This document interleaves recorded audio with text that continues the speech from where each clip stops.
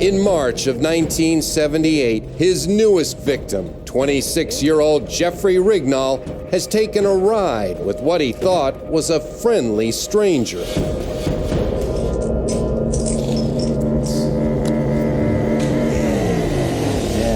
Now, when he wakes up, he's a prisoner. He knows he's made a terrifying mistake. His head and hands are locked in a restraining device, a pillory chained to the ceiling. Drugged repeatedly, he's dazed and groggy. When Rignall wakes up, he realizes it's going to be a night of living hell for him. And then, without warning, Gacy attacks. For hour upon hour, he rapes and tortures Jeffrey Rignall. Gacy is transformed into a pure sadistic animal who thrives on seeing him suffer. This man is telling him to say, I love it, I love it. The more he tortures him, the more he whips him.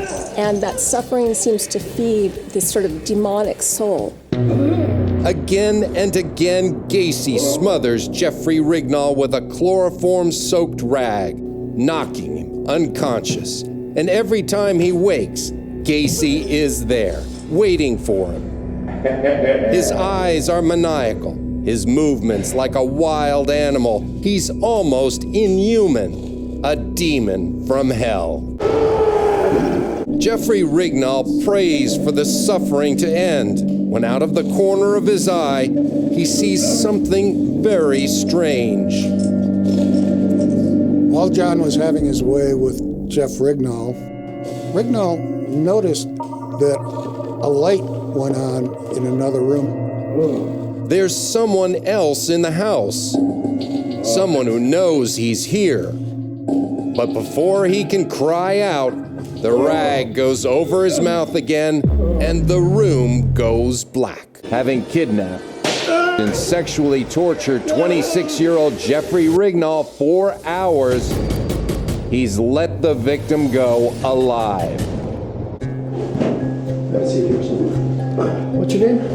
Jeffrey Rignall. That same day, Jeffrey Rignall reports the crime to the police, hoping they can find the man who assaulted him. Why don't you tell me what happened?